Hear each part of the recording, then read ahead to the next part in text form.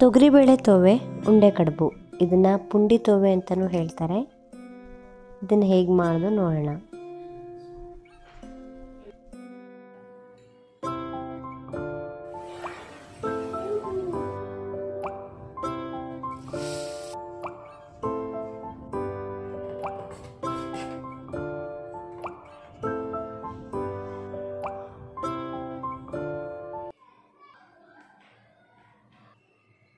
ಒಂದು ಬೌಲಷ್ಟು ತೊಗರಿಬೇಳೆನ ಅರಿಶಿನ, ಹಿಂಗು, ಶುಂಠಿ, ಹಸಿಮೆಣಸಿನ್ಕಾಯಿ ಹಾಕಿ ಬೇಯಿಸಬೇಕು. ನಾನು ಕುಕ್ಕರಲ್ಲಿ ಬೇಯಿಸೋಕೆ ಇಡ್ತಾಯಿದ್ದೀನಿ. ಶುಂಠಿ ನಾನು ಉದ್ದಕ್ಕೆ ಕಟ್ ಮಾಡ್ಕೊಂಡಿದ್ದೀನಿ. ನೀವು ಶುಂಠಿ ತಿಂತೀರ ಅನ್ನೋದಾದರೆ ಚಿಕ್ಕದಾಗಿ ಕೂಡ ಕಟ್ ಮಾಡ್ಕೋಬೋದು. ಇದಕ್ಕೆ ಇವಾಗಲೇ ಉಪ್ಪು ಹಾಕಿ ಬೇಯೋದಕ್ಕೆ ಇಡ್ತೀನಿ. ಉಂಡೆ ಕಡುಬು ಮಾಡೋದಕ್ಕೆ ನಾನು ಅಕ್ಕಿ ರವೆ ತೊಗೊಂಡಿದ್ದೀನಿ. ಇಡ್ಲಿ ಮಾಡ್ತಾರಲ್ಲ ಅದನ್ನು ಸ್ವಲ್ಪ ಬೆಚ್ಚಗೆ ಮಾಡ್ಕೋಬೇಕು. ಇದನ್ನು ಇಷ್ಟು ಹುರಿದ್ರೆ ಸಾಕಾಗುತ್ತೆ. ಇದನ್ನು ಒಂದು ಪ್ಲೇಟಿಗೆ ತೆಗೆದಿಟ್ಟು ಅದೇ ಬಾಣಲೆಗೆ 2 ಲೋಟದಷ್ಟು ನೀರು ಹಾಕ್ಕೋತೀನಿ. ನೀರು ಹಾಕಿ ರುಚಿಗೆ ತಕ್ಕಷ್ಟು ಉಪ್ಪು ಹಾಕಿ ಹುರಿದಿಟ್ಟಿರೋ ರವೆನ ಮಿಕ್ಸ್ ಮಾಡಿಕೊಂಡು ಉಂಡೆ ಕಟ್ಟೋ ಹದಕ್ಕೆ ಹಾಕಬೇಕಿದು. ಈ ರೀತಿ ಇಷ್ಟ ಆದರೆ ಸಾಕಾಗುತ್ತೆ. ನಿಮಗೆ ನೀರಿನ್ನೂ ಬೇಕಾದರೆ ಈ ಹಂತದಲ್ಲೇ ನೀರು ಮಿಕ್ಸ್ ಮಾಡಿಕೊಂಡು ಉಂಡೆ ಕಟ್ಟೋ ಹದಕ್ಕೆ ಆಗುವಷ್ಟು ಬೇಯಿಸ್ಕೊಂಡ್ರೆ ಆಯಿತು.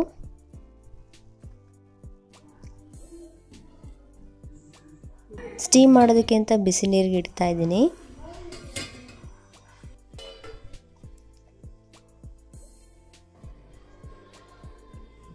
ಒಂದು ಸತಿ ಈ ರೀತಿ ಚೆನ್ನಾಗಿ ಮಿಕ್ಸ್ ಮಾಡಿಕೊಂಡು ಸ್ವಲ್ಪ ಬೆಚ್ಚಗಿರುವಾಗಲೇ ಉಂಡೆಗಳು ಕಟ್ಕೋಬೇಕು. ನೀರು ಹತ್ಕೊಂಡು ಚೆನ್ನಾಗಿ ಈ ರೀತಿ ನಾದ್ಕೊಂಡು ಉಂಡೆ ಕಟ್ಕೋಬೇಕು.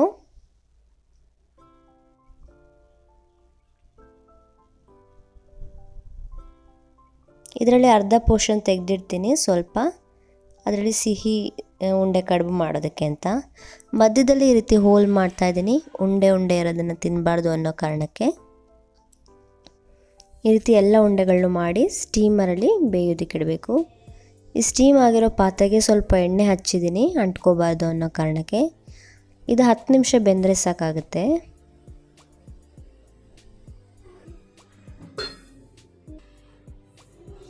ಈಗ ಬೇಳೆ ಬೆಂದಾಗಿದೆ. ಅದಕ್ಕೆ ಎಷ್ಟು ನೀರು ಬೇಕೋ ಅಷ್ಟನ್ನು ನೀರು ಹಾಕ್ಕೋಬೋದು. ಇದನ್ನು ಕುದಿಯೋಕೆ ಇಡೋಣ. ಸೈಡಿಗೆ ಒಂದು ಒಗ್ಗರಣೆ ಮಾಡ್ಕೊತೀನಿ. ಒಗ್ಗರಣೆಗೆ ಎಣ್ಣೆ ಅಥವಾ ತುಪ್ಪ ಏನು ಬೇಕಾದರೂ ಹಾಕ್ಬೋದು. ನಾನು ತುಪ್ಪ ಹಾಕ್ತಾಯಿದ್ದೀನಿ. ಹಿಂಗು, ಸಾಸಿವೆ, ಸ್ವಲ್ಪ ಜೀರಿಗೆ, ಉಂಡೆ ಮೆಣಸು, ಕರಿಬೇವಿನ ಸೊಪ್ಪು, ಮೇಲೊಂದು ಸ್ವಲ್ಪ ಅರಿಶಿನ ಹಾಕೋತೀನಿ ಕಲರ್ಗೆ. ಉಂಡೆ ಮೆಣಸಿಲ್ಲ ಅನ್ನೋದಾದರೆ ಗುಂಟೂರು ಮೆಣಸಿನ್ಕಾಯಿ ಕೂಡ ಹಾಕೋಬೋದು. ಈ ಒಗ್ಗರಣೆನ ಬೆಂದಿರೋ ಬೇಳೆಗೆ ಹಾಕಿದ್ರೆ ತೋವೆ ರೆಡಿ ಆಗುತ್ತೆ.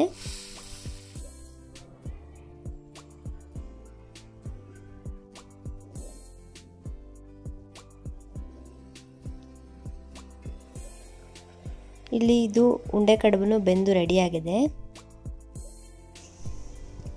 ಸಿಹಿ ಕಡುಬು ಮಾಡೋದಕ್ಕೆ 1 ಏಲಕ್ಕಿ, ಬೆಲ್ಲ, ಕಾಯಿತುರಿ ಇಷ್ಟಿದ್ರೆ ಸಾಕು. ಬೆಲ್ಲನ ಕರಗಿಸ್ಕೋಬೇಕೀಗ. ಸ್ವಲ್ಪ ನೀರು ಹಾಕಿ ಕರಗಿಸ್ತೀನಿ.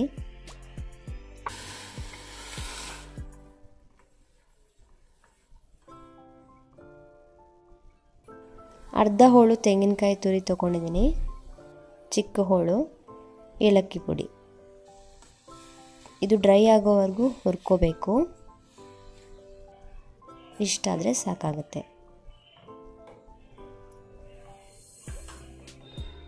ನಾನು ಮೊದಲೇ ತೆಗೆದಿಟ್ಟಿದ್ನಲ್ಲ ಅಕ್ಕಿ ರವೆದು ಮಿಕ್ಸು, ಅದರಲ್ಲಿ ಈ ರೀತಿ ಬೌಲ್ ಮಾಡಿಕೊಂಡು ಒಳಗಡೆ ಹೂರಣ ತುಂಬಿಕೊಂಡು ಉಂಡೆ ಕಟ್ಕೋಬೇಕು.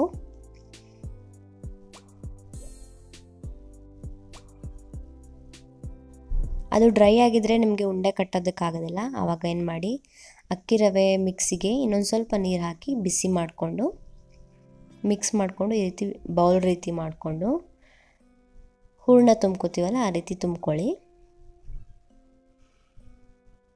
ಈ ರೀತಿ ನಿಧಾನಕ್ಕೆ ಮಾಡಿದ್ರೆ ಆಗುತ್ತೆ.